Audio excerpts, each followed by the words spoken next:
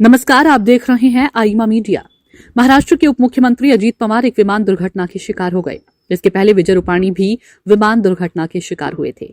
2 दशक से ज्यादा का समय बीत चुका है, किंतु लोग माधवराव सिंधिया की विमान दुर्घटना को भूल नहीं पाए हैं।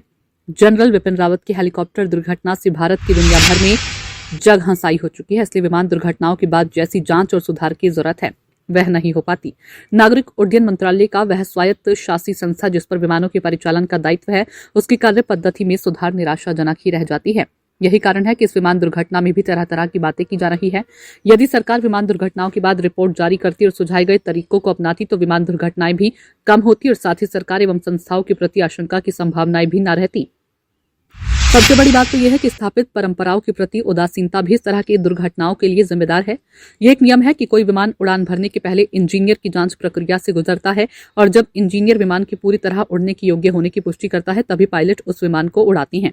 लेकिन देखा जाता है कि विमान कंपनियां जांच प्रक्रिया से बचती है और कभी कभी तो समय भाव में राजनेता भी जल्दबाजी के कारण इंजीनियर द्वारा जांच कराने की देरी से बचना चाहते हैं। कुल मिलाकर स्थिति तो यह है कि अजीत पवार जिला परिषद चुनाव प्रचार के लिए जा रहे थे और बारामती हवाई अड्डे के पास ये हादसा हो गया।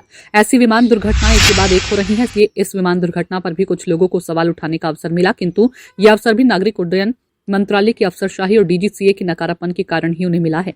सबसे बड़ा सवाल तो यह है कि अजीत पवार के जाने के बाद अब उनके परिवार, पार्टी और सरकार का क्या होगा। इस सवाल का जवाब हर व्यक्ति जानना चाहता है।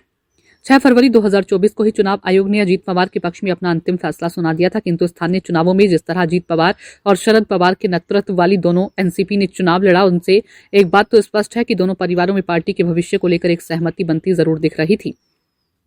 आज भले ही अजीत पवार की पत्नी राज्यसभा की सदस्य हैं, किंतु पार्टी चलाने में वह उतनी सक्षम नहीं है जितना कि खुद शरद पवार या उनकी पुत्री सुप्रिया सुले हैं। समस्या सबसे बड़ी तो यह है कि एनसीपी जिसका नेतृत्व अजीत पवार कर रहे थे, उसके पास 40 विधायक, 2 कैबिनेट मंत्री, 1 लोकसभा सांसद और 2 राज्यसभा सदस्य हैं। उनकी पार्टी की महत्वाकांक्षा शासन से दूर नहीं हो सकती। इसलिए लगता नहीं कि अजीत पवार की एनसीपी राज्य की एनडीए सरकार से अलग होगी, क्योंकि शरद पवार और सुप्रिया सुले दोनों ही एनडीए के प्रति पहले जैसे कटु विरोधी रवैया नहीं अपना रहे हैं।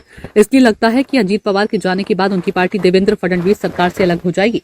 लेकिन यह भी सही है कि मुस्लिम आधार होने के कारण एनसीपी भाजपा से अलग अस्तित्व बनाकर रखना भी चाहेगी। बहरहाल राजनीति, पारिवारिक भावना और मौजूदा परिस्थिति के परिप्रेक्ष्य में अजीत पवार के जाने के बाद उस एनसीपी का क्या होगा जिसका वह नेतृत्व कर रहे थे। इसका फैसला तो राजनीतिक दृष्टि से परिपक्व परिवार कर ही लेगा, किंतु विमान हादसा, सरकार एवं डीजीसीए की कार्यकुशलता पर जो बड़े सवाल उठ रहा है, उसका जवाब पूरे देश को चाहिए। आईमा मीडिया को यदि आप यूट्यूब पर देख रहे हैं तो कृपया सब्सक्राइब करें, सोशल मीडिया या फेसबुक पर देख रहे हैं तो फॉलो करें और हाँ, कमेंट बॉक्स में हमें अपनी राय अवश्य दें।